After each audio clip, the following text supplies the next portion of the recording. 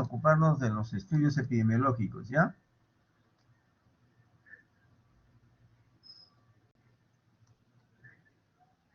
Estos son los objetivos de la clase del día de hoy. Hay que describir las etapas en el diseño de un estudio epidemiológico. Vamos a valorar la importancia de los aspectos éticos y legales en la investigación en salud, ¿ya? Comprender las diferencias entre términos prospectivo y retrospectivo, ¿ya? Con sentido hacia adelante y hacia atrás. Lo otro es distinguir los principales tipos de estudios epidemiológicos, ¿ya?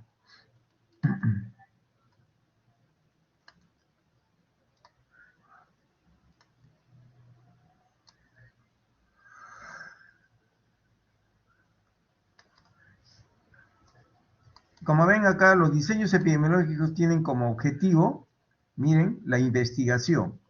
En especial, hay que describir la distribución de las enfermedades, frecuencia de las condiciones de salud de la población. Asimismo, estos diseños epidemiológicos contribuyen también al descubrimiento de los factores ambientales, sociales o biológicos que influyen estas condiciones, ¿ya? Clásicamente, la investigación epidemiológica involucra, miren, la recolección primero, recolección de datos. Ya una vez que tenemos los datos, analizamos, ¿ya? Y esto es dentro de la población, los cuales serán comprobados o experimentados de acuerdo al estudio a realizar. Para ello es importante desarrollar estrategias muestrales y de recolección de datos, medirlos y analizarlos. Como ven, esto es con respecto a todo lo que es los diseños epidemiológicos, ¿ya? Entonces, miren, acá la investigación epidemiológica persigue el mejoramiento de la salud del género humano, ¿ya? Y ahí tenemos varios tipos de estudios, como lo vamos a ir a través de esta reunión, los vamos a ir viendo, ¿no? Ahí, por ejemplo, hay estudios que se ha hecho en estudio de cortes, y ahí tenemos, miren, ejemplos, ¿ya? La vacuna antipolio, el cáncer de pulmón, la rubiola, el cáncer y cigarrillo, ¿no? Y en los estudios experimentales también se ha hecho, ahí tenemos, ¿no? El cólera, la fiebre amarilla, el escorbuto, infecciones hospitalarias y la fiebre amarilla, ¿no? Que son claros ejemplos de estudios experimentales y estudios de corte, ¿ya? En términos, miren, de miedo colectivo, la poliomielitis a la actualidad tomó el relevo de la viruela, ya a principios del siglo XX, y esto es como un preámbulo que estamos hablando de todos los métodos epidemiológicos.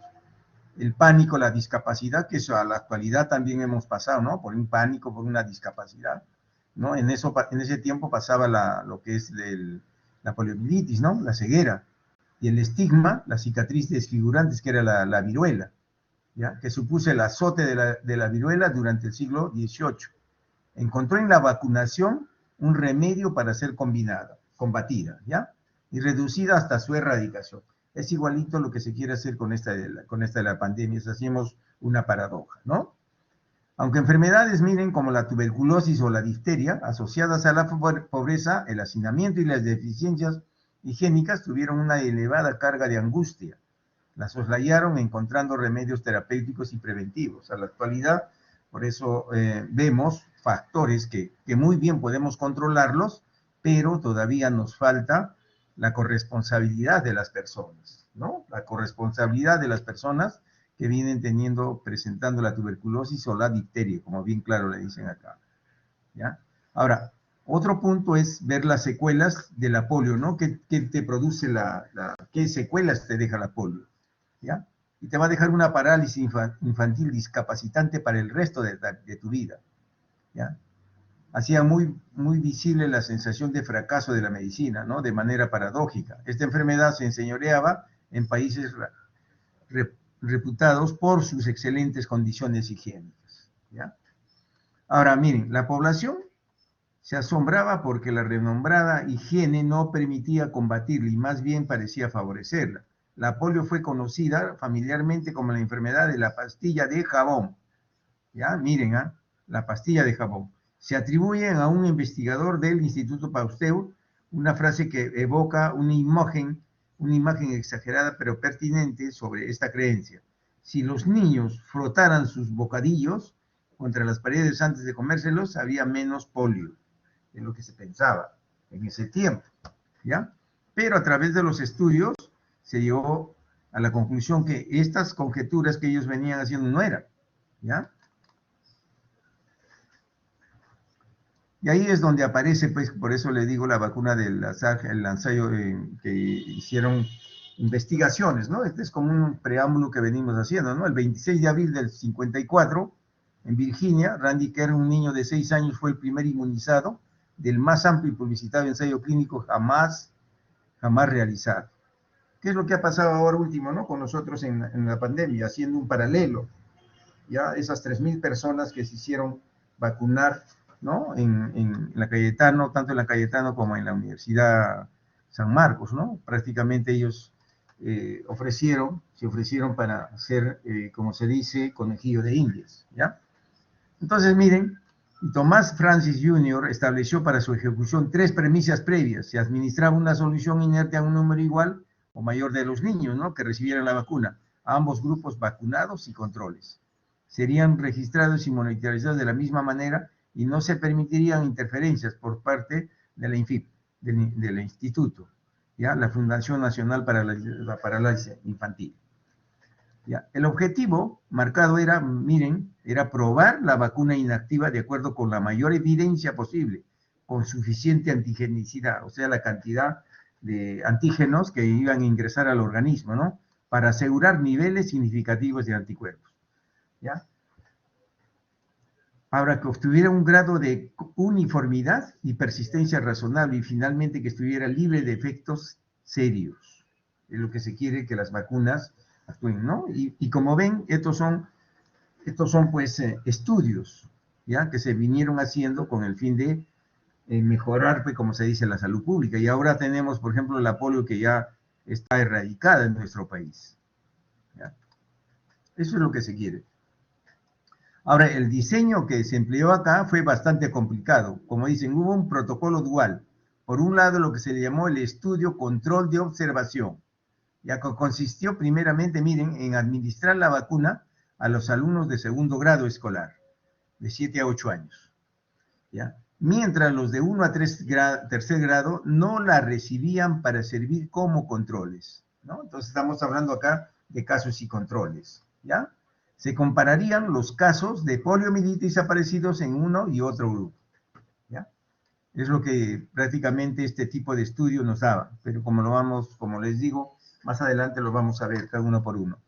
Este plan fue seguido en 127 áreas de 33 estados, con un total de 1.080.680 alumnos, ¿no?, participantes. Por otra parte, para medir el grado de eficacia de la vacuna, eliminando los sesgos debidos a diagnóstico, ¿ya?, y al sistema de notificación, se llevó a cabo un estudio de control mediante placebo, ¿ya?, mediante placebo.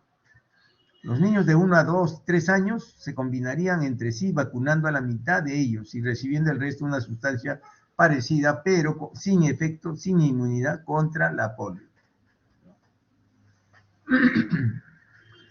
Entonces, para la notificación de estos casos, tanto de los escolares participantes, se estableció un sistema de declaración semanal. Cada caso notificado se investigaría mediante el informe clínico epidemiológico. Por eso les digo, todo esto, lo que ha venido sucediendo en el mundo en esto de las vacunas, como ven, se ha hecho estudios correspondientes, ¿no?, y siguiendo algunos métodos, pero como los vamos a ver más adelante, ¿ya? Acá también es parte de la historia, como dicen, ¿no?, una emisora de radio extendió el rumor de que la INFEP tenía encargado un stock de pequeños féretros para los posibles niños que murieran durante el estudio. Hubo también comunicados de organizaciones médicas gratuitas, opinando que las ediciones de vacunación gratuita preparaban el terreno para la pasarela de una medicina socializada.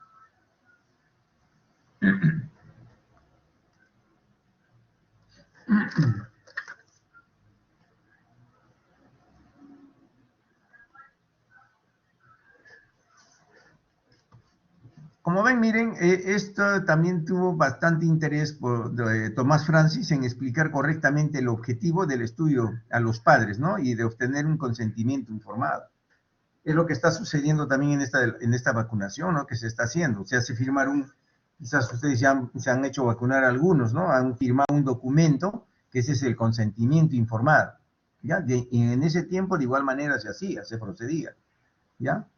Por eso dicen, la sensación de estar haciendo historia se extendió entre la población de manera evidente. La epidemia de polio del verano de 1952 obtuvo las tasas más altas de incidencia de la historia en países como Canadá, Estados Unidos o Dinamarca. Y en 1955 la vacuna funciona, es segura, efectiva y potente, ¿no? Como ven, en todo esto nosotros tenemos que hacer una paradoja con esto, lo que estamos sucediendo, ¿no? En cuanto a la pandemia, ¿ya? De igual manera, ¿no? Todo esto de acá, como ven, se sigue trabajando, se ha venido trabajando, se ha venido observando y esto también de esta enfermedad que tenemos de la pandemia también se va, con el tiempo se va a seguir, se va a hacer un seguimiento, ¿no? Miren, la Agencia Federal de Medicamentos y Productos Sanitarios de Bélgica ha autorizado el primer ensayo clínico de una vacuna contra el nuevo coronavirus, COVID-19, ¿no? En el país, desarrollada por la empresa alemana CureVac. Este ensayo clínico es un estudio en fase 1 que busca 168 voluntarios, como ven, en buena salud, de entre 18 y 60 años, en Bélgica y Alemania. Tras el desarrollo preclínico, los estudios de primera administración y en humanos tienen por objetivo evaluar la seguridad y la tolerancia general de las vacunas candidatas y determinar si se crea, miren, contra el agente patógeno una respuesta inmunitaria específica. Eso es lo que se busca, ¿no? Eso es lo que se busca con las vacunas, ¿ya? Además, habrá otros ensayos clínicos de posibles vacunas contra el COVID-19 en todas partes del mundo, porque esto todavía no ha terminado, se sigue, se continúa en el estudio, en la investigación, ¿ya? Ahí tenemos algunas noticias, pues, ¿no? Abril tiene el inicio de mes con mayor índice de fallecidos, gobierno trabajará por la salud de los peruanos, ahí como ven, ¿no? Y el gobierno anuncia nueva estrategia para impulsar la vacunación, como ven, ¿ya? Son estrategias que se tienen que estar buscando para ver esto de lo que está sucediendo con esta pandemia actualmente, ¿ya? ¿Y cuáles son los objetivos de la investigación epidemiológica? Que eso es importante, lo que debemos conocer. Miren, acá tenemos 4 objetivos. Uno es describir el estado de salud de una población en relación, miren, a la persona, al tiempo y el lugar. Es importante esta triada, como dicen, epidemiológica, ¿ya? Como segundo objetivo es explicar la historia natural de la enfermedad, factores sociales y evolución. O sea, cómo evoluciona esta enfermedad, ¿ya? Y cuáles fueron los factores causantes de la enfermedad, ¿no? Predecir, o sea, decir se va a sanar o se va a morir, ¿no? Con distribución de la enfermedad, morbilidad y mortalidad. Y controlar factores causales, ¿ya? Como vamos a ver acá, la erradicación, prevención y control. Esos son los objetivos de la investigación epidemiológica. Y ahí tenemos los tipos de estudios que veníamos comentando, ¿no? Por ejemplo, tenemos los estudios epidemiológicos, ¿ya? Dentro de esto tenemos los estudios observacionales. A su vez tenemos el investigador mide, no interviene. El investigador mide y no interviene, ¿ya? Eso es lo que es un trabajo de estudio descriptivo. Y en lo otro tenemos los estudios experimentales, intento activo de modificación de una determinante de la enfermedad, ¿no? Que eso es lo que nosotros tenemos que buscar, ¿ya? Y ahí tenemos, como ven, tenemos lo que es, nos da lo que es los estudios analíticos. Y este es el objetivo de estudio, ¿no? Ahí vamos a ver, mire, quiénes, dónde, cuándo. Y todas estas preguntas se refieren acá. Nosotros conociendo esto y conociendo esto, lo podemos hacer, ¿ya?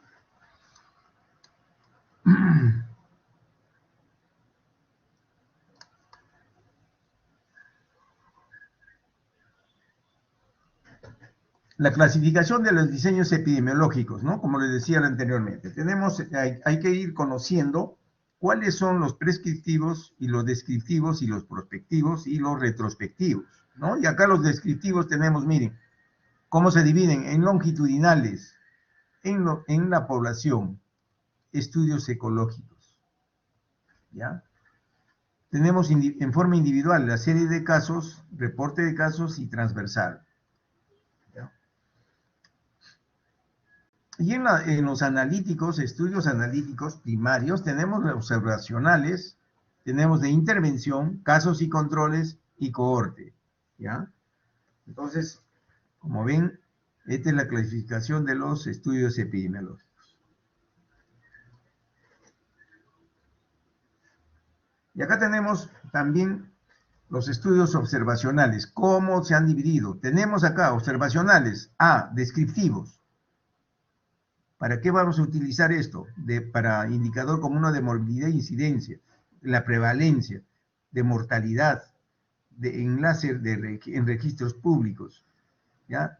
De investigación operativa, rendimiento, evaluación, mejoramiento de servicios, ¿ya? Y de niveles de vida y salud, ¿no? Y el diagnóstico. Eso es los modelos de investigación en los estudios observacionales, como ven. Ahí tenemos 6 puntos que podemos tomar en cuenta, ¿ya? Para el desarrollo de nosotros mismos. Y ahí tenemos, miren, los analíticos. Tenemos que hacer para observación comparada. Ahí ven los retrospectivos, casos y controles, prospectivos, cohortes, histórico prospectivo de cohortes en el pasado, ¿ya? Y ahí tenemos los ecológicos de una población y los transversales.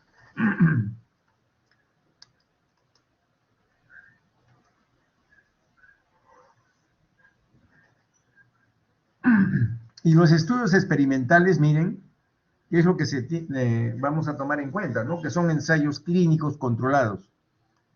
¿Ya? Ejemplo, los estudios clínicos terapéuticos de intervención, preventivos y profilácticos. ¿Ya? Y tenemos los ensayos de campo, ensayos comunales, epidemias experimentales y experimentos naturales y cuasi experimentales también. ¿Ya? Entonces, dentro de los estudios experimentales tenemos, miren, todos estos ensayos que se van a ir realizando. Y acá lo importante es conocer, es cuándo se produjo el problema, dónde, importante, quiénes lo produjeron y cómo se produjo. ¿Ya? Son cuatro preguntas importantes que nosotros tenemos que tener en cuenta, para tomar en cuenta en un accidente de tránsito. Acá tenemos también, como ven acá, en la triada, importante, el tiempo, lugar y persona, importantísimo, ¿ya? En cuanto a los estudios descriptivos, ya en sí, que vienen a ser, miren, ya debemos ir teniendo en cuenta que es un estudio descriptivo, que son estudios que van a describir, miren, la frecuencia y las características más importantes de un problema de salud, ¿ya? Ahora, los datos proporcionados por estos estudios son esenciales para los administradores sanitarios, así como para los epidemiólogos y los clínicos, ¿ya? Los primeros podrán identificar los grupos de población más vulnerables, ¿ya? Lo que hemos visto anteriormente. Y para los segundos son el primer paso en la investigación de los determinantes de la enfermedad y la identificación de los factores de riesgo. Entonces, ¿quién nos va a permitir todo esto? Los estudios descriptivos. Importante por eso, ¿ya? Y estos son los principales estudios descriptivos, ¿no? Los ecológicos, serie de casos y los estudios transversales, ¿ya? Tenemos los estudios ecológicos. Nos vamos a ocupar de los estudios ecológicos entonces. Miren, ¿qué cosa es? Es conocido también como un conglomerado que utilizan datos agregados de toda la población. Describen la enfermedad en la población en relación a variables de interés, como puede ser la edad, la utilización de servicios, el consumo de alimentos, de bebidas alcohólicas y de tabaco, ¿no? Como ven. Ahora, su gran ventaja de este estudio ecológico, ¿dónde está? ¿Dónde reside? En que se realizan muy rápidamente, prácticamente sin costo.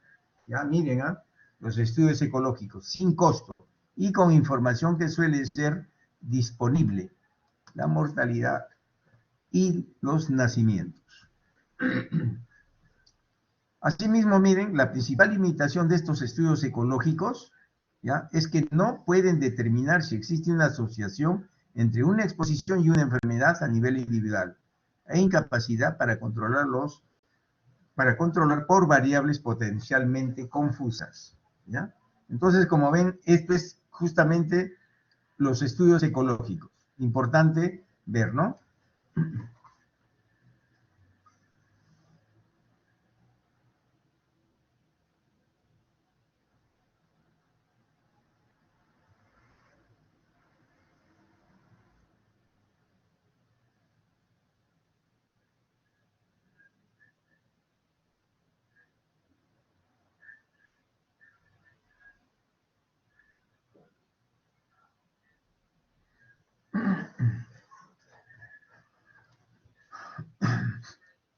Y acá miren, como ven acá en estos estudios ecológicos es la limitación, ¿no? Es que no pueden determinar si existe una asociación entre una exposición y una enfermedad. Eso es importante en estos estudios ecológicos, tener en cuenta todo esto.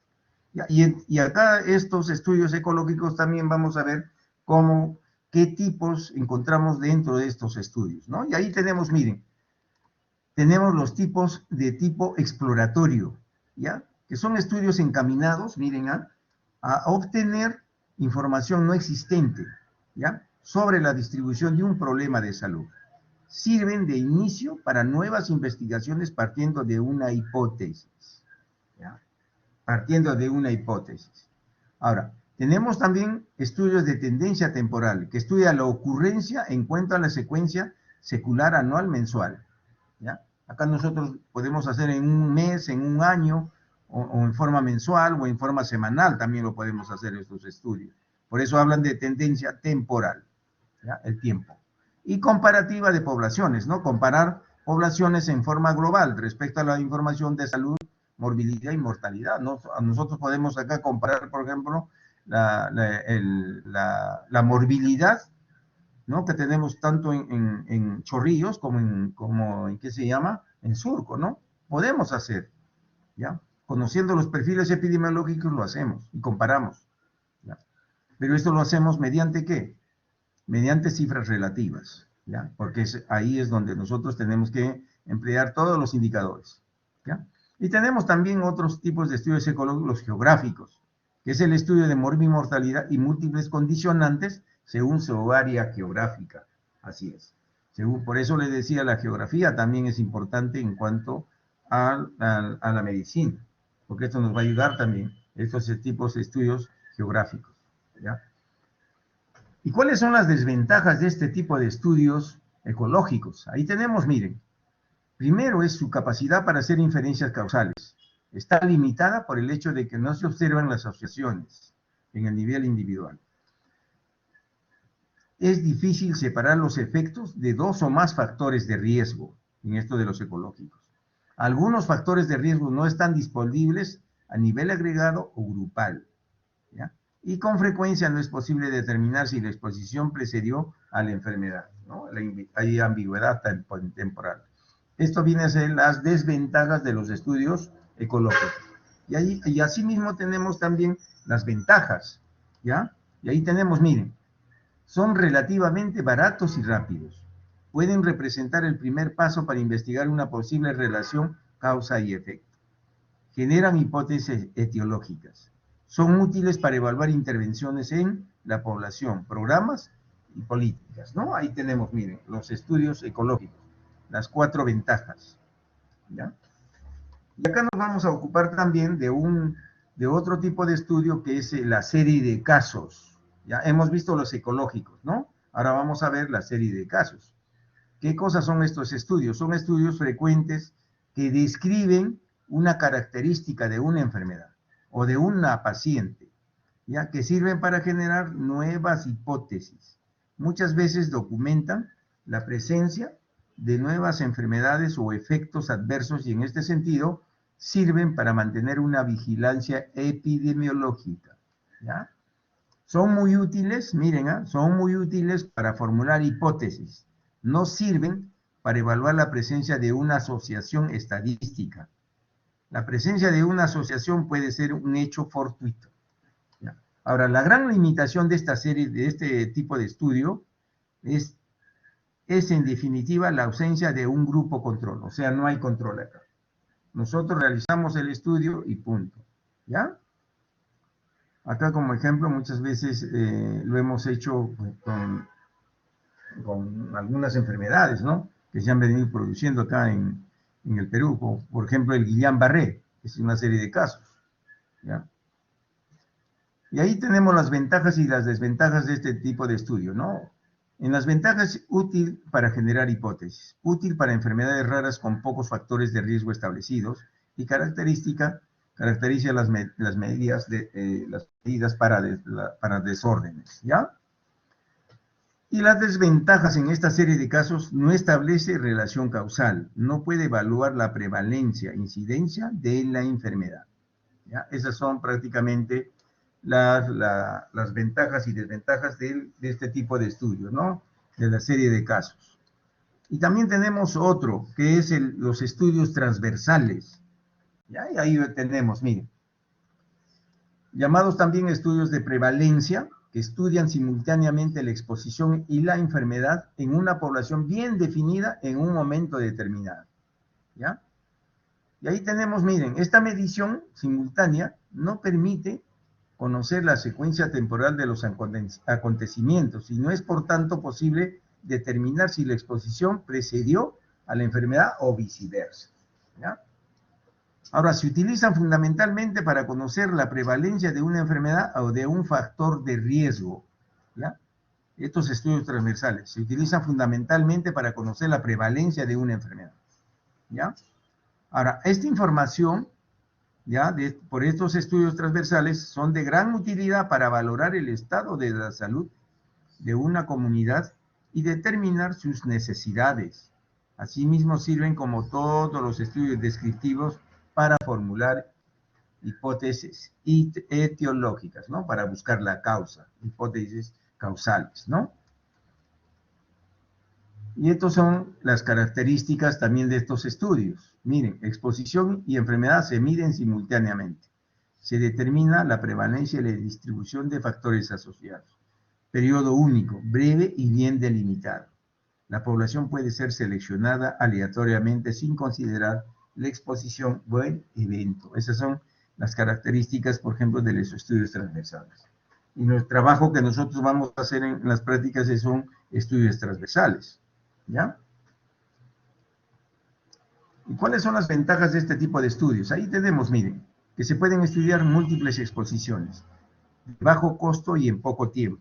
Dan rápidamente un perfil de la población en cuanto a uno o más problemas de salud, se puede estimar la prevalencia del evento y permite plantear hipótesis etiológicas, ¿no? Tenemos ahí, miren, lo que es las ventajas de los estudios transversales. Y también tiene desventajas también. Y ahí tenemos, no se puede determinar la relación causa-efecto, hay sesgos de selección, ¿ya?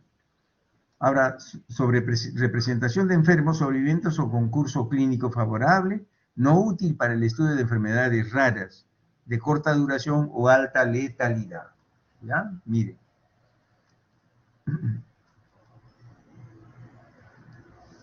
Y esto es para ver, miren, los estudios como hacemos, ¿no? La población que no están con enfermedad, ¿no? Ahí tenemos, ¿no? La muestra, la enfermedad, los no enfermos. ¿Ya? Y también tenemos otro, aparte de los estudios transversales, tenemos los estudios longitudinales, ¿ya? Y acá vamos a ver, miren, los longitudinales son estudios en los que se describe, miren, la evolución temporal de una o más características observadas en un grupo de sujetos, ¿ya? Durante un tiempo queremos hacer seguimiento, por ejemplo, a las personas, lo podemos hacer mediante este tipo de estudios longitudinales. No evalúan relaciones causales, aunque sí existe una relación temporal definida entre las variables estudiadas. Es el caso de la descripción de la historia natural de una enfermedad o el seguimiento de un acorte, ¿no? Estos estudios permiten medir la incidencia, o sea, todo lo que es casos nuevos. Es decir, se detecta en el momento que se inicia la enfermedad, ¿no? A eso se refiere todo lo que es, nosotros podemos hablar de los estudios longitudinales, ¿ya? Pero dentro de esto también tenemos otros tipos de estudios, ¿no? Tenemos los estudios analíticos, ¿ya? Analíticos. Dentro de estos estudios analíticos tenemos los observacionales, que son estudios, como les decía, de casos y controles, estudios de cohortes, retrospectivos y prospectivos, ¿ya? Y vamos a ver más adelante a qué se refiere estos retrospectivos y prospectivos, ¿ya? Y de intervención, ¿no? El ensayo clínico, el ensayo de campo y el ensayo comunitario.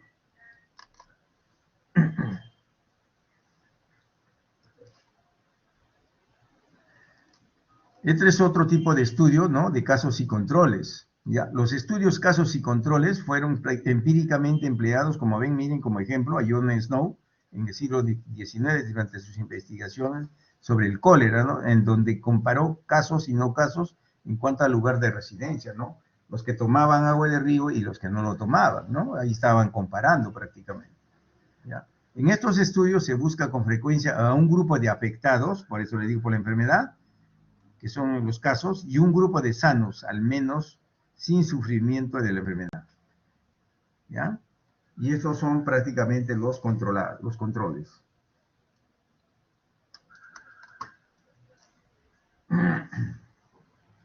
Este tipo de estudio, miren, identifica prácticamente a personas con una enfermedad, ¿ya? Estudiemos y la compara con un grupo control apropiado que no tenga la enfermedad, ¿ya? Acá se compara pues entre sanos y las personas que tienen alguna enfermedad, ¿ya?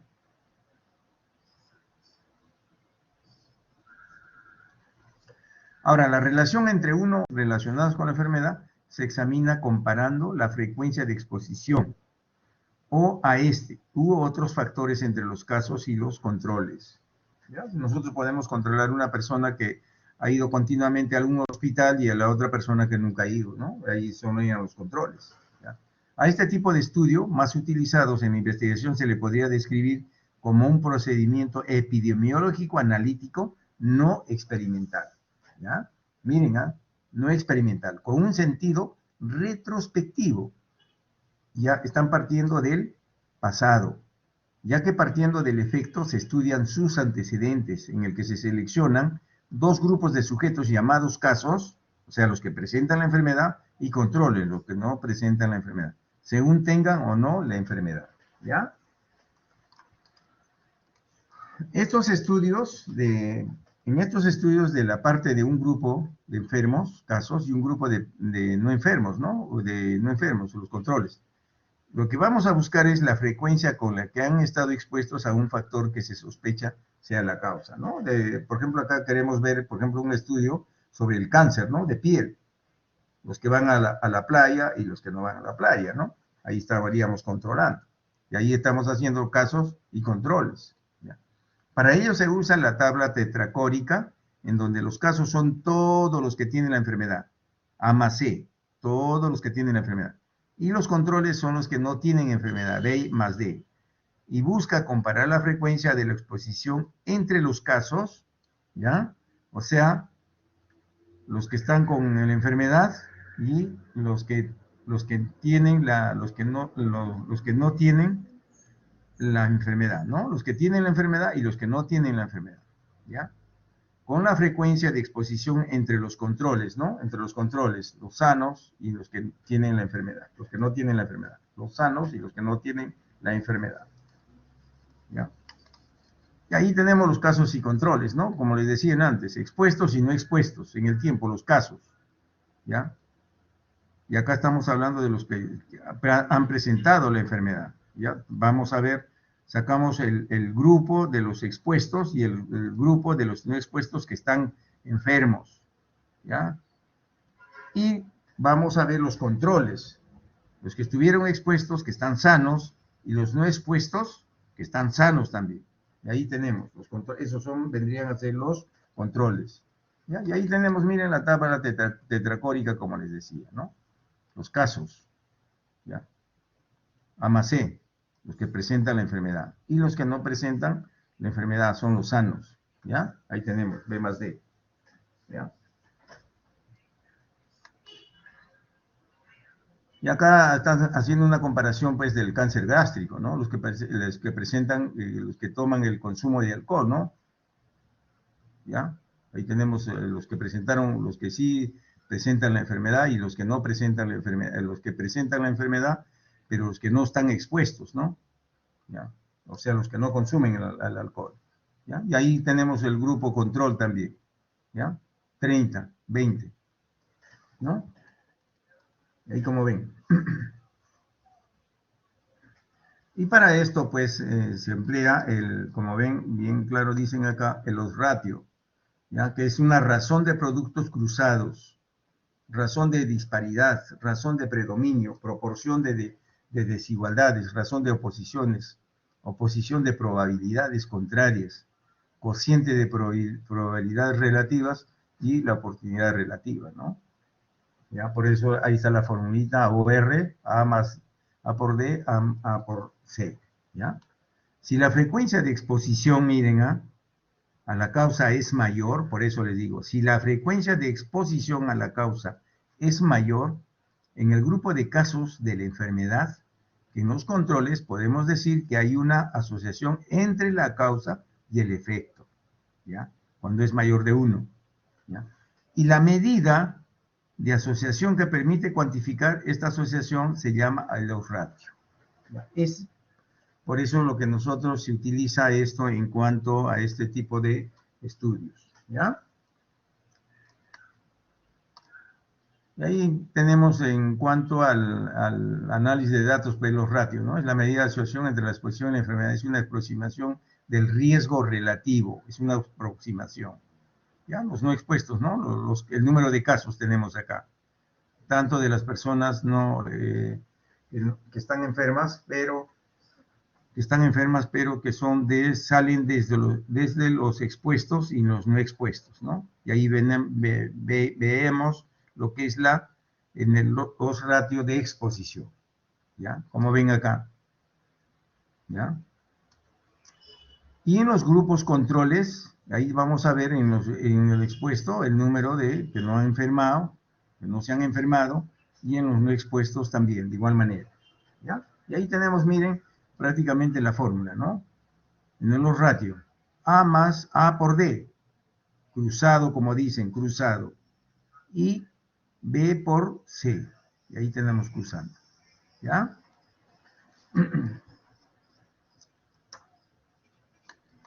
Y esta es la interpretación que se le da, pues, de los ratios, como les decía.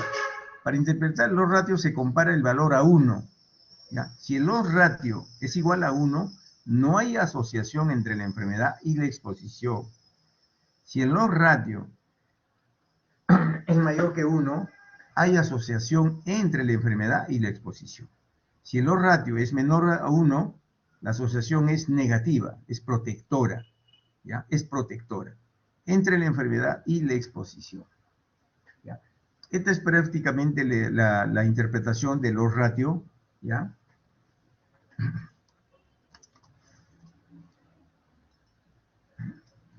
Ahí tenemos otro claro ejemplo, ¿no? Por ejemplo, del cólera en aquellos años, ¿ya? Los que tomaban agua tratada, ¿no? Y los casos, ¿no? Tenemos ahí el número de casos, por ejemplo, los que estaban expuestos, ¿ya? 230, y los que no estaban expuestos, 120, el número de casos, ¿no? El total prácticamente era acá, en el grupo control, 420 y 100, ¿no? Y ahí teníamos 420, el total, ¿ya? Entonces, las medidas de asociación dentro de los ratios, como ya les he dicho, han visto adelante, ¿no? ¿Ya? Cómo se hace prácticamente la aplicación de los ratios frente a estos trabajos de investigación para buscar prácticamente si está por encima de 1, prácticamente estamos viendo que es importante la exposición, ¿no? ¿Ya? En cuanto a las ventajas e indicaciones de los casos y controles, miren, acá miren las ventajas. Son útiles para estudiar problemas de salud poco frecuentes, ¿ya? En enfermedades raras, ¿ya? Indicados para el estudio de enfermedades con un largo periodo de latencia, ¿no? Vamos a ver un tiempo largo para ver qué se da o no se da la enfermedad, ¿no?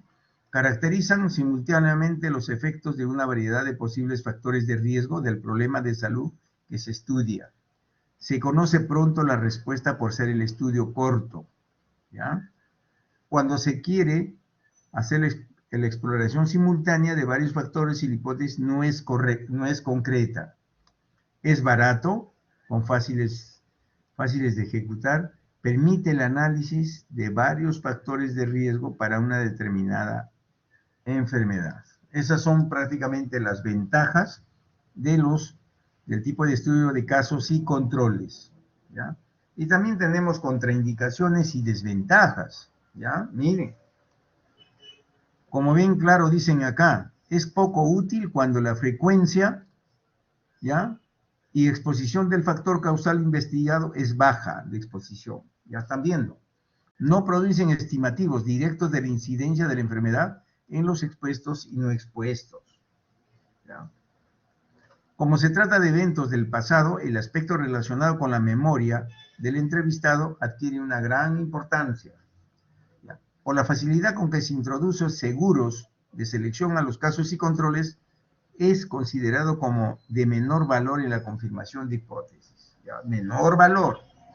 Ya no permite conocer la incidencia de enfermedad, ¿ya?, de expuestos y no expuestos, por lo cual no permite cálculo directo de riesgo relativo, ¿ya? Ahora, la secuencia temporal entre la exposición y la enfermedad no siempre es fácil de establecer, ¿ya? Por eso les digo que son cosas importantes que nosotros estamos conociendo estos los métodos de estudio para saberlos aplicar ¿ya?, en algún momento. Y acá tenemos otro tipo de estudio que es el tipo de cortes, ¿no? Ahí, ¿qué cosa es una corte primero? Es un grupo de personas que comparten alguna característica o un factor de riesgo, como la edad, exposición, etcétera, y que puede ser seguido durante un tiempo determinado, ¿ya? El estudio de corte es también llamado estudios prospectivos o seguimiento, constituye la mejor forma de estudio analítico, ¿ya?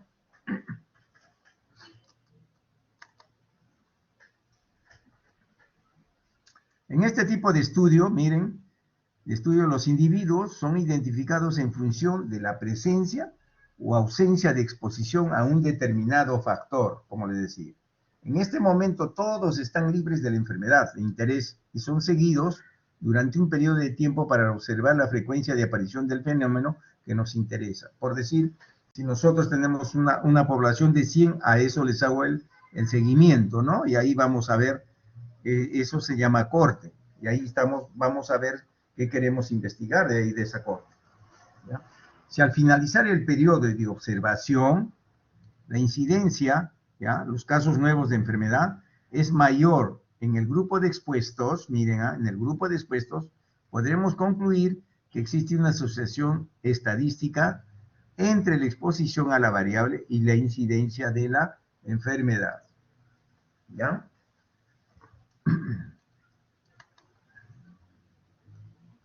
Como ven, miren, este estudio de cortes consiste prácticamente en seleccionar un grupo expuesto y otro no expuesto de la población elegible, ¿ya? Observarlos durante un tiempo determinado, ¿no? Y compararlos en términos de la ocurrencia del evento de interés. La validez de la comparación dependerá de que no existan diferencias, que eso es importante. Ya, son difíciles de realizar y además son costosos. Se requeriría un número muy grande de participantes y de tiempo prolongados de seguimiento, ¿no? Es lo que prácticamente con eso no nos permite hacer un seguimiento en los estudios que nosotros podemos estar sospechando.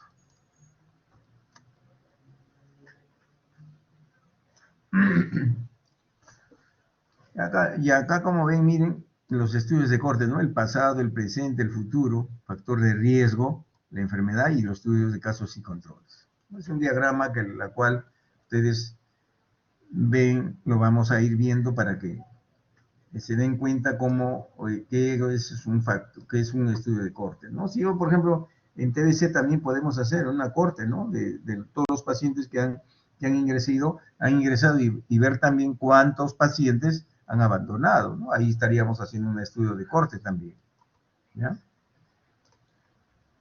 Los tipos de estudio de cortes, miren, ahí tenemos de observación de única, corte única, observación de una corte única y antes y después de ser sometida a una exposición. Observación de dos cortes, una de las cuales ha estado expuesta a un determinado factor, mientras que la otra no expuesta se sirve de grupo control. Un momentito, un momentito.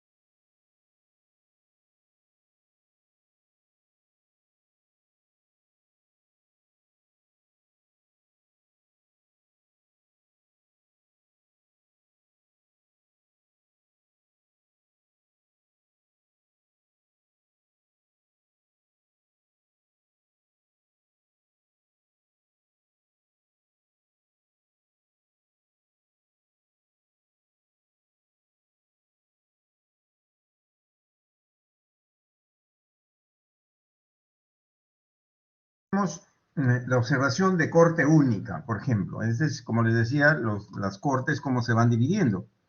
Y el de corte única viene a ser la mejor forma de precisar la historia natural de un problema de salud y la importancia de conocer la evolución de los pacientes en una determinada enfermedad. Por ejemplo, en tuberculosis se hace, por ejemplo, de las cortes únicas de los pacientes que toman su tratamiento, ¿no? Para ver, a ver cuántos han fracasado al primer esquema de tratamiento, ¿ya? Es como un ejemplo. Y en una de observación de una corte única antes y después, ¿no? Se trata de una corte cuyo curso ha sido alterado por la exposición a un factor significativo también, ¿ya?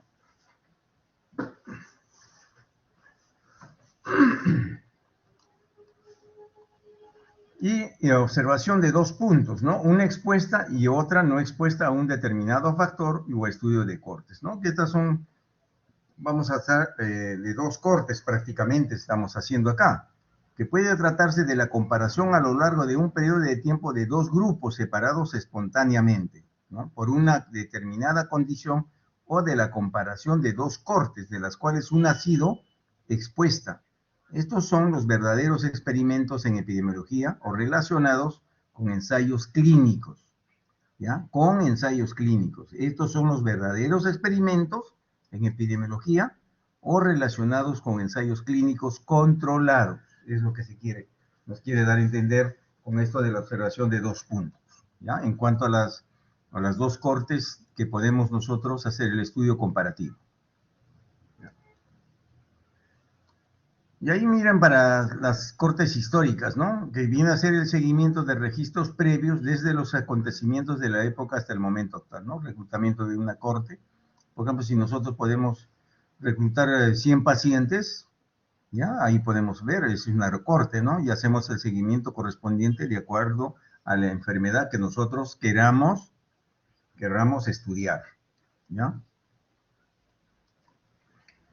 Y ahí tenemos, miren también lo que es una corte concurrente, que se recluta información en el presente y se sigue en el futuro, ¿no? Eso, por ejemplo, nosotros podemos reclutar 100 pacientes a la actualidad acá, ¿ya? Y vamos haciendo el seguimiento en el futuro, ¿no? Y vamos a ver cuál es su comportamiento de la enfermedad que estamos haciendo el seguimiento en el futuro a estas personas, ¿ya? En cuanto a los tipos de estudio de corte, que ahí vamos a ver, ¿ya? Son, miren, prospectivo, ¿ya? En el momento presente siguen a los grupos para determinar el desarrollo de enfermedad a través del tiempo, ¿ya? Si hoy día nosotros vemos a la corte, le hacemos el seguimiento desde hoy día para ver qué cosa va a presentar hacia adelante. Eso, ahí estamos. Acá, por ejemplo, nosotros podemos, como un ejemplo, podemos nosotros capacitar a 30 personas sobre por decir, sobre, vamos a suponer, sobre el lavado de manos, ¿ya? Y de acá a un tiempo, les vamos haciendo seguimiento, y de acá a un tiempo, a los 2 meses, los evaluamos para ver si estas personas han cambiado o no han cambiado de actitud, ¿ya? Y ahí estaríamos haciendo un trabajo prospectivo, ¿ya? Y el retrospectivo, no concurrente histórico, ¿no? Como dicen acá, la exposición es determinada de los archivos en el pasado y la enfermedad es conocida en el momento presente.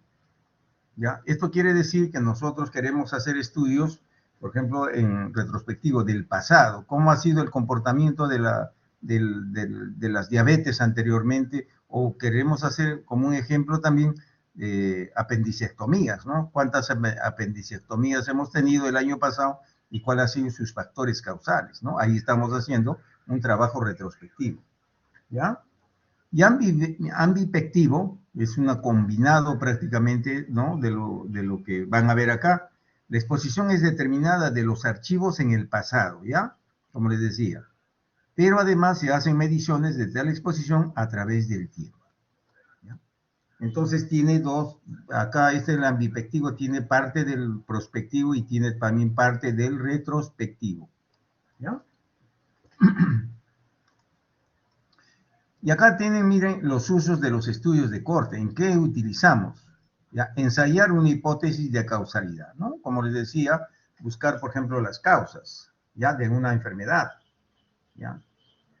¿Ya? Podemos también ver en cuanto a la eficacia de los medicamentos, ¿ya? Ahora, también acá nos puede decir formular hipótesis de prevención de curación, ¿ya? Formular hipótesis de prevención de curación, ¿ya? Acá podemos aplicar medidas sanitarias y ver si funcionaron o no funcionaron, ¿ya? Medir la incidencia de una enfermedad, ¿ya? Medir acá prácticamente es los casos nuevos que se vienen presentando de una enfermedad. Estudiar la historia natural de la enfermedad, claro, desde su inicio hasta su final, ¿ya? Ese es el uso de estudios del estudio de cortes.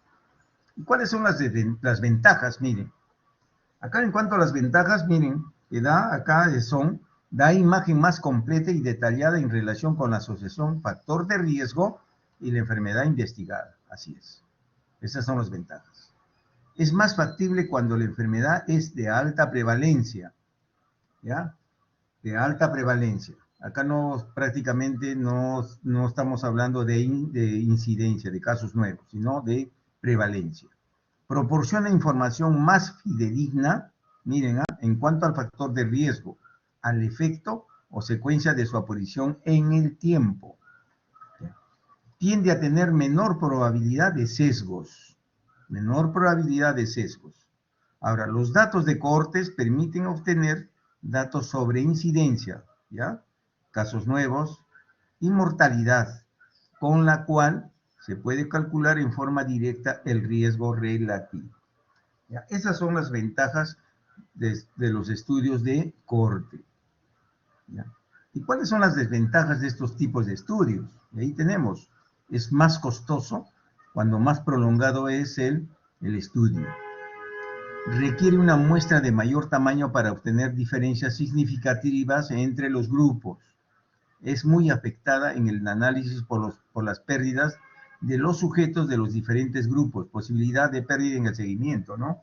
Si yo, por ejemplo, tengo una cohorte de 300, ¿no? A medida de que va pasando el tiempo pueden estar falleciendo, ¿no? Y eso es lo que va a afectar el análisis, como dicen acá, ¿ya? De estas personas que quiero hacerles, que quiero comprobar si tienen enfermedad o no, ¿ya? Por eso dice posibilidad de pérdida en el seguimiento. Son estudios de alta complejidad y consumo de tiempo, así es. Solo sirven para enfermedades relativamente frecuentes, ¿ya? Acá, por ejemplo, en un estudio que se llama, como ven, claro, acá, perdón, sirven para enfermedades relativamente frecuentes. Esa es una desventaja, ¿ya? ¿Por qué? Porque nosotros quisiéramos de repente hacer, por ejemplo, de una enfermedad rara, no lo podemos hacer. ¿Por qué? Porque no se puede aplicar. ¿Por qué? Por esto, por el costo. ¿Ya? Esas son las desventajas. ¿Ya? Ahora, sirven dificultad en la ejecución, así es. ¿Por qué? Porque a medida que va pasando el tiempo, como ven acá, van perdiéndose en el camino, como se dice, a través del tiempo. ¿Ya? No son útiles en enfermedades raras, como les vuelvo a repetir. Por ejemplo, en la enfermedad de Guillain-Barré, que se presentó, por ejemplo, en Cajamarca en aquellos tiempos, hace más de 6 años, se aplicarían ahí cortes, no se puede aplicar, porque son casos que se presentan en un sitio, en otro sitio, ¿ya? Entonces, por eso, esas son las desventajas prácticamente de estas cortes. En cuanto, miren, hay que tener consideraciones en cuanto al estudio de cortes también, ¿no? Primero hay que definir la población de referencia tanto del grupo expuesto como el no expuesto, por eso les digo, ¿ya? Ahora, en la definición del estado de salud de la población escogida, habrá que excluir a los que tengan enfermedad o efecto que se investiga. Así es. Si yo quiero hacer el estudio de una población, por decir, de 100 pacientes, tiene que tener algunos requisitos, ¿ya? Y si no cumple con los requisitos, tenemos que excluir a esas personas. Por ejemplo, yo les digo, si queremos hacer un estudio de personas que están entre los 15 y los 18 años, tienen que estar en esa edad. Acá no van a decir, tiene 18 y 2 meses, o tiene 18 años y una semana, ya no entran dentro de la corte, ¿ya? Esas son las consideraciones, ¿ya? Establecer claramente la medición del factor de riesgo en la fase inicial como en la medición periódica, principalmente cuando el factor de riesgo es susceptible de variar, ¿ya? Es susceptible de variar. Por ejemplo, nosotros en cuanto como ejemplo, por ejemplo, en la tuberculosis, ¿no? Nosotros les damos el tratamiento a los pacientes en la primera, en los pacientes sensibles. Les damos 6 meses de tratamiento, ¿ya? En esos 6 meses vamos evolucionando, ¿ya? Pero dentro de estas consideraciones, como dicen acá, puede variar. ¿Por qué? Porque de repente no hay medicamento, de repente también el paciente no va a tomar el tratamiento, entonces ahí vienen los problemas, como se dicen acá, las consideraciones que hay que tener en cuenta, ¿ya? Establecer claramente factor de riesgo en la fase inicial, como en la medición periódica, principalmente cuando el factor de riesgo es susceptible de variar, ¿ya? Como ven, claro, acá las personas pueden variar, ¿no? Pueden tener algún problema, pueden fallecer, entonces prácticamente me altera la corte y el estudio en sí. Estos son el diseño, pues, de cortes, ¿no? Donde tenemos la población, una muestra de la población, y ahí sacamos los expuestos y los no expuestos, ¿no? Tenemos a los enfermos y no enfermos, como ya lo han visto en la tabla tetracórica, ¿ya? Igual manera, ahí tenemos, miren, enfermos y los sanos, ¿no? Y todo esto, de acuerdo a la tabla tetracórica, como ven acá, vamos a hallar el riesgo relativo, riesgo absoluto y riesgo absoluto porcentual también. Y ahí tenemos, miren, el riesgo relativo. ¿A qué se refiere?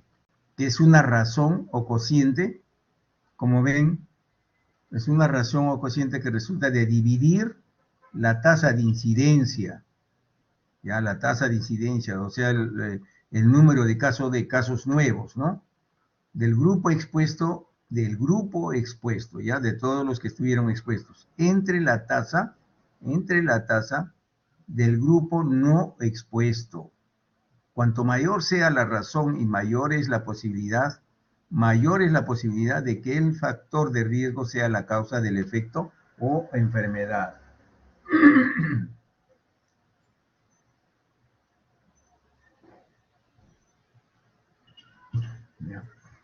Entonces acá tenemos, como les decía, el riesgo relativo, ¿no? Ya los que están con enfermedad, ¿ya? Si riesgo relativo, como bien claro dice, es igual a 1, el factor causal no tiene causal. Si riesgo relativo es menor que 1, el factor estudiado conlleva, que es mayor que 1, el factor estudiado conlleva un aumento de la probabilidad de aparición de la enfermedad, o sea, mayor que 1. Si el riesgo relativo es menor que 1, el factor estudiado conlleva una disminución de la probabilidad de aparición de la enfermedad. Entonces, para eso es prácticamente nos ayuda el riesgo relativo para ver ese tipo de estudios, ¿ya? Y ahí tenemos el riesgo atribuible también.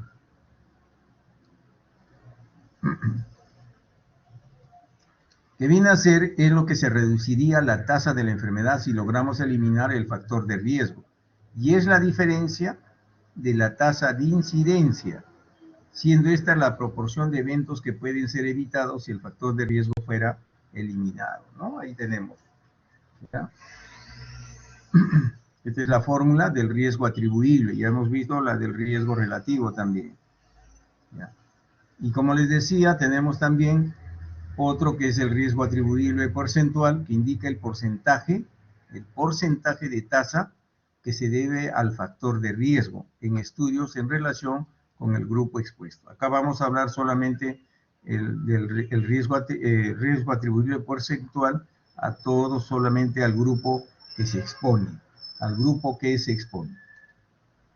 Para esto también, en este tipo de estudios, vamos a ver lo importante que es la validez, ¿ya? La validez viene a ser, concierne al grado en el que en una medición o estudio alcanza una conclusión correcta. Esa es la validez, ¿ya? Y el estudio de diagnóstico que se hace, ¿no?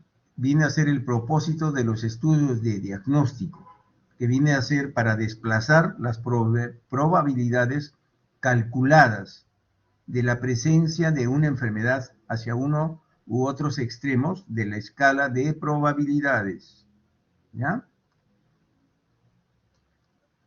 Y este es prácticamente la validez de un método de diagnóstico. Y ahí tenemos, miren, la sensibilidad, ¿ya? Y esto nos va a ayudar en cuanto a ver el número de personas que son prácticamente que son sensibles a presentar la enfermedad. Y ahí tenemos, miren, la sensibilidad viene a ser la probabilidad de que un enfermo sea clasificado como enfermo, así es. Es la proporción total de enfermos o porcentaje de personas que padece la enfermedad y tiene resultado positivo. Y ahí tenemos, miren, la sensibilidad, ¿cómo la medimos? Es el número de personas que son clasificadas como enfermos, ¿no? Que tienen la enfermedad, ¿ya? Y este es el total de enfermos, ¿ya? Y ahí le multiplicamos por 100, ¿ya? Y viene a ser la validez, ¿ya? La validez, ¿ya? Y ahí tenemos la sensibilidad, ¿ya?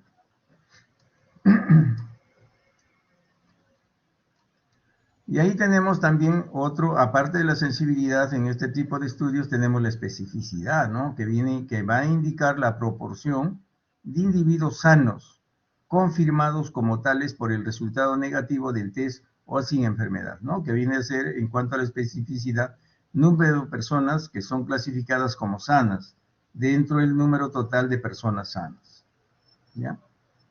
Y ahí tenemos el valor negativo ¿ya? Y este es el valor predictivo del resultado positivo también, que indica la proporción de resultados válidos entre los resultados positivos de test o porcentaje de personas con resultado positivo de estudios que en realidad padecen la enfermedad, ¿no? Y ahí tenemos el valor predictivo positivo, que viene a ser entre el valor predictivo, ¿ya? Y entre el valor predictivo más, ¿ya? Tenemos el factor predictivo también, el factor positivo, ¿ya?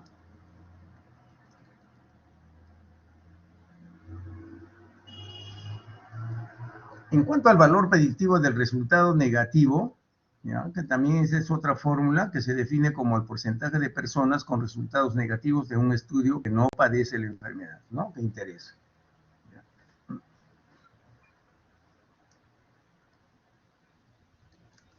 Tenemos otro que es el valor global del test, que indica la proporción de resultados válidos entre la totalidad de pruebas efectuadas, ¿no?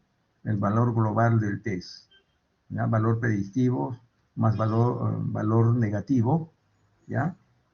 Y ahí tenemos también nosotros, ¿no? Todos ellos son exámenes masivos o de determinados grupos poblacionales en riesgo que se realizan con la finalidad de detectar enfermedades o administrar tratamientos clínicos o profilácticos en forma oportuna, ¿no? Que estos son prácticamente, están dentro de los estudios para validar, pues, los tratamientos, como bien claro dicen acá, en tanto los tratamientos clínicos o profilácticos, ¿ya?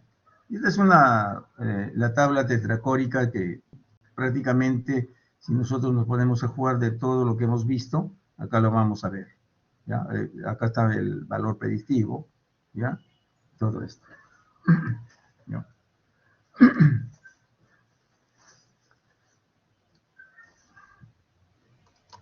De igual manera, ¿no? En cuanto al cáncer, ¿ya?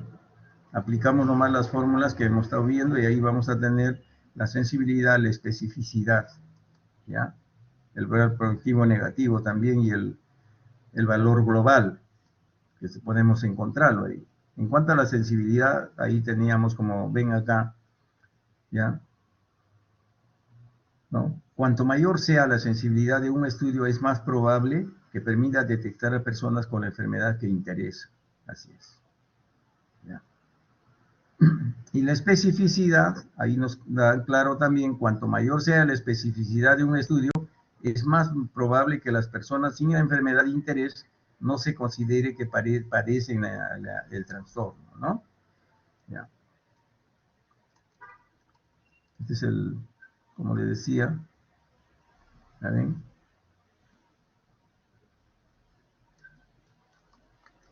Y ahí tenemos también otro tipo de estudios, los estudios experimentales, ¿ya?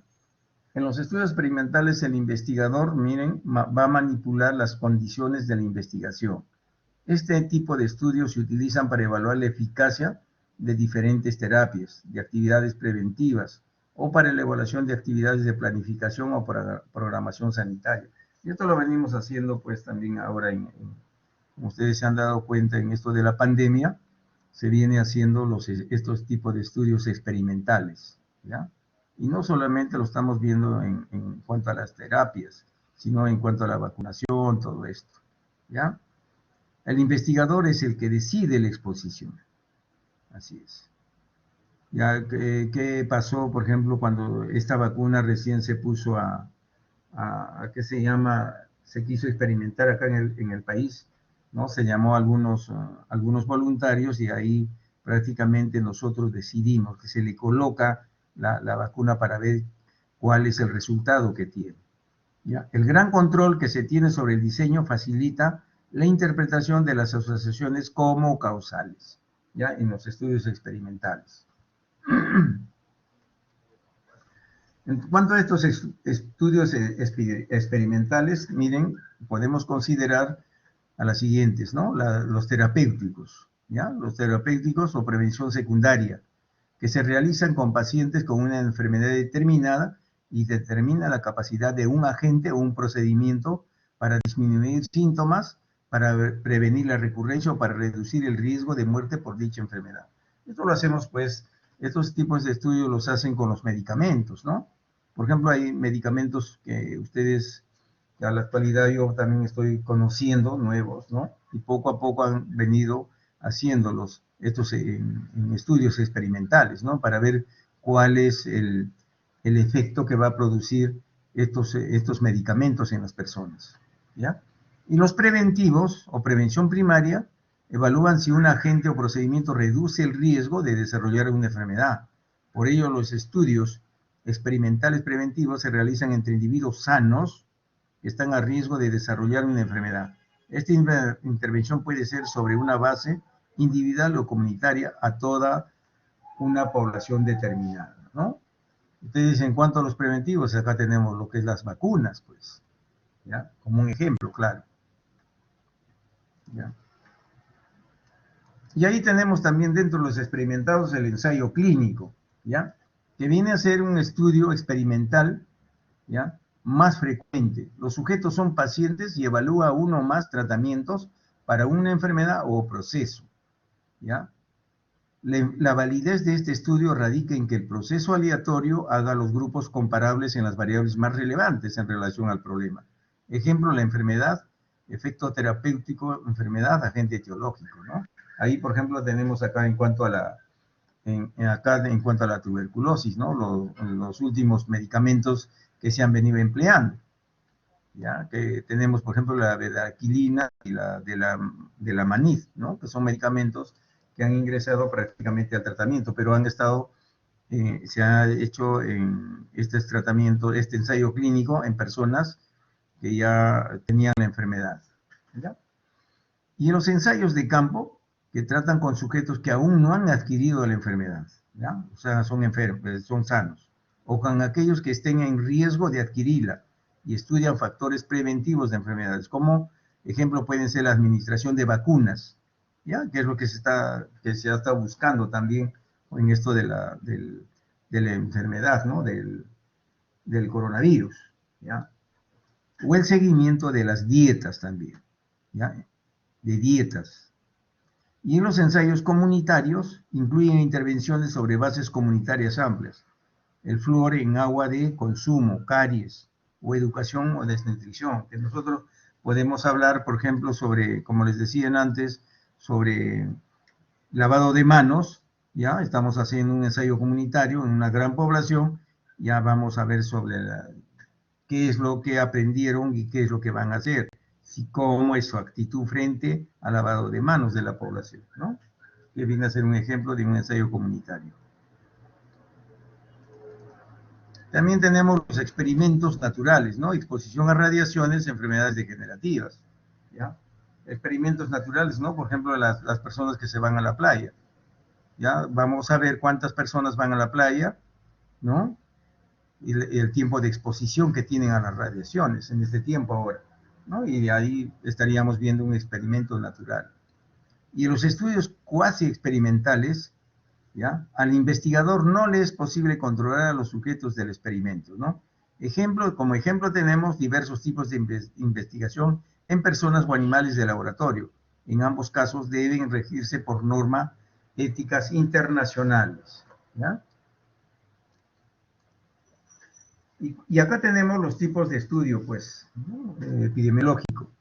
¿Ya? Los experimentales, como les decía, ensayo clínico, ensayo de campo, ensayo comunitario de intervención, ¿no? Los experimentales. Y los no experimentales, miren, acá tenemos estudios ecológicos, estudios de prevalencia, estudios de casos y controles, estudios de cortes o de seguimiento, ¿no? Como ven acá, los tipos de estudio tanto epidemiológicos, experimentales como no experimentales. Y ahí tenemos en los estudios de tipo epidemiológico también, ¿ya? Dos, tenemos acá los descriptivos y los analíticos. Y adentro de estos tenemos a quienes realizamos los descriptivos. En poblaciones, estudios ecológicos, en individuos, ¿ya? A propósito de un caso, series de casos y transversales, ¿ya? Y en los analíticos vamos a hacer los observacionales, ¿no? Ensayo de casos y controles, estudio de corte, intervención, ensayo clínico, ensayo de campo y ensayo comunitario, ¿ya? Y este es, miren, lo que realmente se proyecta pues para una investigación según la Dirección General de Epidemiología.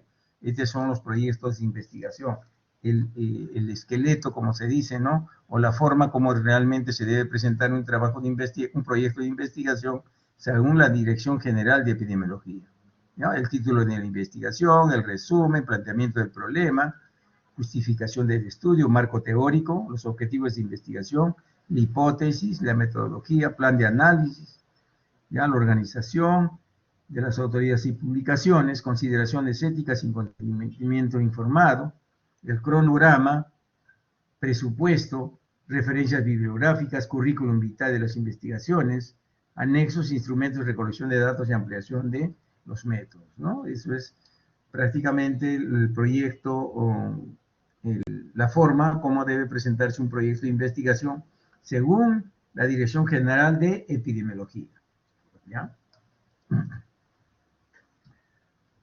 Acá miren, siempre nosotros cuando vamos a hacer un estudio, acá vamos a ver primeramente, ver cuál es el mejor diseño para investigar un brote, ¿no? Preguntarnos, ¿ya? ¿Y esto de qué depende? Ya como ven acá, depende de los objetivos de la investigación. ¿Qué es lo que quiero conocer? ¿Qué es lo que quiero demostrar? Ahí me voy a plantear, ¿ya? Se puede utilizar más de un diseño, ¿ya? Es preferible un estudio de corte que un caso control si se puede realizar. Si se puede realizar, hacemos el corte. Si no se puede realizar, hacemos un caso de control. Por eso les digo, en cuanto a las investigaciones de brote, tenemos que ver y ver qué es lo que vamos a hacer.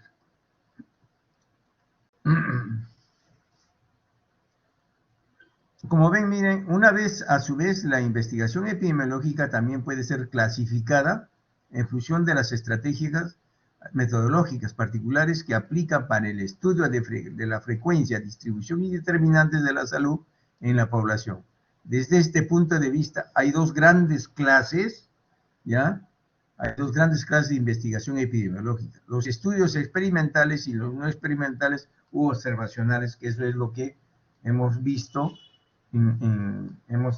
a través de esta reunión. Ahora, existen en general dos tipos de diseño experimental, ¿ya? Diseño experimental. Ensayos clínicos, ¿ya? Que se hace con individuos, y los ensayos comunitarios, que se hace con poblaciones completas, ¿ya? Que queremos estudiar. Ese es el diseño experimental. Y en cuanto a los estudios observacionales, ¿ya? ¿Qué cosas son? Son aquellos que dejan que la naturaleza siga su curso, ¿no? O sea, cuando nosotros decimos la historia natural de la enfermedad. No se manipulan las condiciones en las que se produce el resultado. Son de dos tipos, ¿ya? Descriptivos y analíticos. Entre los descriptivos, ¿ya? Van a investigar la frecuencia y distribución de la enfermedad en el tiempo, espacio y persona, y generan hipótesis. Destacan los estudios de caso y serie de casos, los ecológicos y los de prevalencia, ¿ya? Ahora, en los estudios analíticos o comparativos, que investigan los determinantes de la enfermedad y evalúan hipótesis, se ubican los estudios de casos y controles y los estudios de cohortes.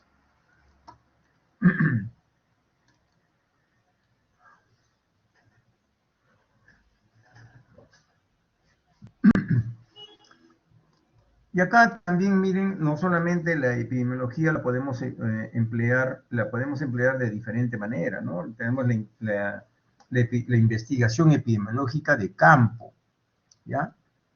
Que puede ser definida como la aplicación de los principios y métodos de la investigación epidemiológica para el estudio de problemas de salud inesperados, para los cuales se demanda una respuesta inmediata y una intervención oportuna en la población, que es lo que realmente se hace en estos momentos o en cualquier brote que aparezca, ¿no? La IEC, ya la información, educación y comunicación, utiliza, miren, una variedad de principios, métodos y aplicaciones de las ciencias básicas, clínicas, sociales, estadísticas y epidemiológicas. Entre estas últimas, la investigación de campo, incluyendo investigación de brotes, suele aplicar un diseño descriptivo, ¿no? Estudio de caso y serie de casos, estudio de prevalencia o ambos, seguido de un diseño analítico. En general, un estudio caso-control habitualmente de carácter exploratorio. Esto es con respecto a todo lo que es la investigación epidemiológica de campo.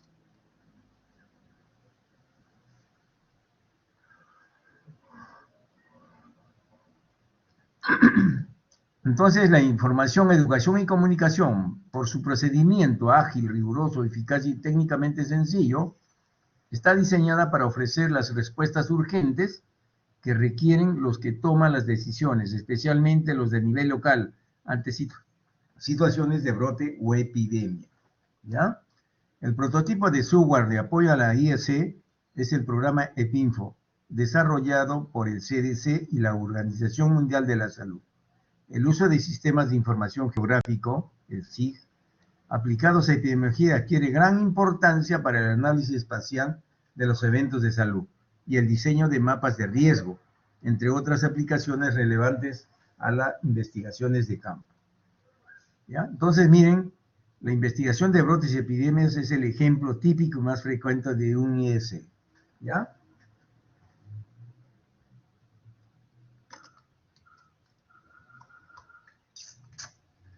Entonces, como ven, miren, todo lo que nosotros tenemos que ver en los establecimientos de salud, ¿ya? O en el momento que nosotros tenemos que empezar prácticamente a trabajar. Y no solamente a trabajar, ¿no? Porque ustedes ya también pueden hacerlo esto.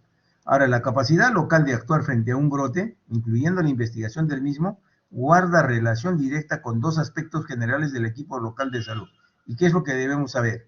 Su capacidad de detectar una alerta epidemiológica en función del nivel de desarrollo del sistema local de vigilancia en salud pública. ¿Cuándo investigar? ¿Ya? Acá te dicen cuándo investigar. Por eso no es que tengamos nosotros un alto conocimiento para poder nosotros empezar una investigación. ¿Ya? Ahora, su capacidad de respuesta epidemiológica en función del nivel de organización del equipo local para aplicar un abordaje sistemático del problema, cómo investigar. ¿Ya? Primeramente es cuándo y cómo investigar, cómo vamos a recolectar todos los datos correspondientes, ¿no? Es importante tener presente que cualquier sospecha surgida a nivel local sobre la posible ocurrencia de un brote en la comunidad debería ser comunicada sin retraso al nivel sanitario inmediato, ¿ya? Sea este el nivel de local de vigilancia en salud pública o el propio nivel intermedio del sistema de salud. Por eso les decía, actualmente existen las redes, ¿ya? La Red Nacional de Epidemiología, el cual, por ejemplo, si nosotros queremos estudiar o queremos, como se dice, limitar el daño en salud o el problema, por ejemplo, de cualquier brote, entonces para eso tenemos esto, vamos a tener esa capacidad de respuesta epidemiológica que realmente es importante, ¿ya? Y acá tenemos algunas cosas también, algunos datos y algunas definiciones que tenemos que ver en cuanto al conglomerado, brote y epidemia. ¿Qué cosa es un conglomerado? ¿Ya? Un conglomerado viene a ser el agrupamiento de casos de un evento relativamente poco común en un espacio o en un tiempo definidos en cantidad que se cree o se supone es mayor a la que cabría esperar por azar. ¿Ya? Ese es un conglomerado. Y un brote es de aparición súbita y representa un incremento no esperado en incidencia de una enfermedad. ¿Ya? Por decir, si nosotros esperamos en este año 100 pacientes, pero de repente llegamos a mitad de año y ya tenemos una mayor cantidad, entonces estamos frente a un brote. ¿Ya? Que es un espacio específicamente localizado y geográficamente restringido, como por ejemplo una comunidad, un pueblo, un barco, una institución cerrada, escuela, hospital y cuartel, ¿ya? Que se viene a ser el brote, ¿ya? Y una epidemia, ¿qué cosa es una epidemia? Es esencialmente un problema de salud pública de gran escala, relacionado con la ocurrencia y propagación de una enfermedad, ¿ya? O evento de salud claramente superior a la expectativa normal y que usualmente trasciende los límites geográficos y poblaciones propios de un brote, ¿ya? Como ven, esa es la definición, pues, de una epidemia prácticamente. Acá, como les decía, ¿cuándo investigar? ¿Cuándo investigar? Y ahí tenemos cuándo investigar. Cuando la enfermedad es prioritaria, hay que primero priorizar el problema. Cuando la enfermedad excede su ocurrencia usual, exacto. Si yo tengo para este año 100 y al siguiente año ya estoy teniendo en el mes de, por decir, de marzo 90, entonces estoy pensando que progresivamente, que de acá a 2 años, eso se va a incrementar más de la cuenta. Cuando la enfermedad parece tener una fuente común, así es. A veces en esto vamos a ver, de la diabetes, ¿no? ¿Ya? ¿Cuál será su fuente? ¿No? Habría que ver. ¿ya? Ahora, en esta enfermedad, en este también ejemplo, también tenemos que ver en esto del coronavirus, ¿no? Podemos hacer cuál es la fuente común de esta enfermedad, cómo se produce, ¿ya? Cuando la enfermedad parece tener una severidad mayor que la usual, ¿no? Ahí tenemos indicadores para ver la enfermedad. A veces ni siquiera sabemos que es severa, pero hay que buscar, cuándo investigar. Y cuando la enfermedad es nueva, emergente o desconocida en el área, ¿no? Ahorita nosotros a nivel mundial tenemos el coronavirus, ¿ya? Entonces es importante. Pero también acá nosotros podemos, por ejemplo, estudiar la aparición de casos, por ejemplo, de dengue acá en Lima, ¿no? Entonces podemos hacer también una investigación de una posible epidemia, ¿no? Entonces, como dicen acá, ¿cuándo investigar? ¿Ya? Si nosotros vemos 2 casos nomás acá en Lima de dengue, entonces ya nos vamos a preocupar y vamos a comenzar las investigaciones de esos 2 casos. Como ven acá, miren, una investigación epidemiológica de brotes se ejecuta en 2 grandes actividades de campo, miren. ¿Ya? Una actividad descriptiva que caracteriza el brote en tiempo. ¿Cuánto tiempo demoró? En el espacio. ¿Dónde? ¿A quiénes? Personas. El producto de esta etapa es usualmente suficiente para determinar la fuente y modo de transmisión del agente e identificar a aquellos individuos que están primariamente en riesgo de desarrollar la enfermedad. Se generan hipótesis suficientes para adoptar medidas de control inmediato. ¿Ya? Y en cuanto a la actividad analítica, cuando la etapa descriptiva es insuficiente para determinar la fuente, modo, riesgos y exposiciones importantes en la propagación del brote en población. En la etapa analítica consiste en la comparación, miren, de 2 grupos de personas enfermas y sanas de la población, a fin de identificar la fuerza de asociación entre determinadas exposiciones y la presencia de enfermedad, que se aplican para establecer las medidas de control definitivas. ¿Ya? Es lo que realmente en esto de la pandemia se han venido aplicando prácticamente esto, ¿no? Las medidas de controles. Y los pasos para realizar esto, la investigación en campo, ¿no? Primeramente hay que confirmar la ocurrencia de un brote. Segundo, organizar el trabajo de campo. Tercero, establecer una definición operacional de caso. Realizar la búsqueda activa de casos. Caracterizar el brote en el tiempo, espacio y persona, ¿no? En cuánto tiempo, dónde y quiénes, ¿no? Generar hipótesis y adoptar medidas de control inmediato, así es. Evaluar las hipótesis aplicando métodos de análisis exploratorio. Poner en marcha las medidas de control específicas. ¿Ya? Evaluar las medidas de control, preparar un informe técnico de investigación de campo. Ahí tenemos otro tipo de, acá también, de las, ¿qué se llama? De tabla tetracórica, ¿ya? La estrategia básica de análisis del estudio de cortes consiste en la comparación de la tasa de ataque en expuestos y no expuestos, ¿no?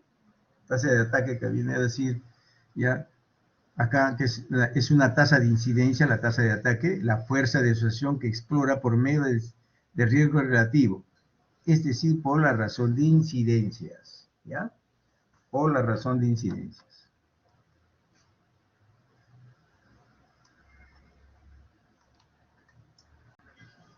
Y otras son las prioridades nacionales de investigación que se ha dado, pues, a nivel nacional. Accidentes de tránsito, cáncer, enfermedades cardiovasculares, enfermedades respiratorias y neumonías, enfermedades de transmisión sexual, VIH-Sida, malnutrición, enfermedades metaxemia, enfermedades. Ya ven, como ven, miren, estas son las prioridades ya en el salud, de acuerdo a la resolución ministerial. Bueno, compañeros, hasta acá damos por finalizado prácticamente la clase de hoy día, la reunión, que son los métodos epidemiológicos, ¿ya? Y la próxima clase ya estaríamos hablando de lo que es epidemia, endemia, ¿ya? Listo. Gracias. Doctor, gracias a usted. Doctor, más bien puedo dictar a los que han tenido problemas en la lista. Ya, ya. A ver, vamos a ver un ratito, ¿ya? Día 25. Ya. A ver, Atanasio, ¿está Atanasio? ¿Se ha inscrito? No se comunicó conmigo, doctor. No, Ya. Valdeón Pineda. no tampoco. Ya. Acá tengo los que A se ver, dime, comunicaron dime. conmigo. Sí, sí, A ver, Sixa Capcha. Captcha, ya. De ahí Sixa Malca. Sichamalca, ¿no? Ujú. Ya. ¿Quién más? Brisa Castillo Flores. Castillo Flores. Ya, Carranza Mendoza Aldair. ya. Daniela Romero, bueno, antes de ella está Forest Ortiz Correa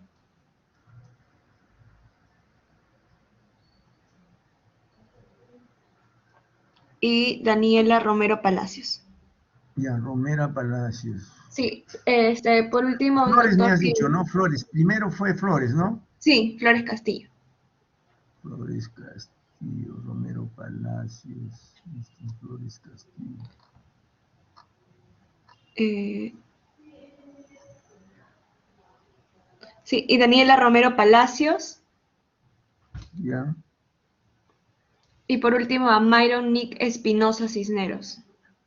ya. Flores me has dicho, Flores o Sí, Espinosa. Brisa Castillo Flores. Castillo Flores, ¿no? Brisa, Sí. ya, ya. Ah, Doctor, ya. en la misma lista dijo mi compañero Hans, no sé si lo habrá tomado en cuenta. Hans, Hans, Hans ¿qué Gerald, es? Aira Ah, Paredes. Gerald, sí. No, sí, hasta allá. Ay, ok, doctor. No hay nadie más, ¿no? No, nada más. No se olvide de Daniela Romero Palacios. Sí, sí la. Sí está, Romero Palacios, sí está, ya. Ya. Romero Palacios. Sí, Eh, Romero Palacios, Daniela doctor, Ibarra, antes ya. que se me olvide, disculpe. Daniel Dime. Oviedo Chávez. Oviedo Chávez. Sí, Ya. Listo. ya, esos son Ya todos, está. doctor. Gracias. Listo. Gracias. Gracias, doctor. Gracias Hasta a todos luego. ustedes. Gracias. Ya hasta luego. Cuídese. Ya.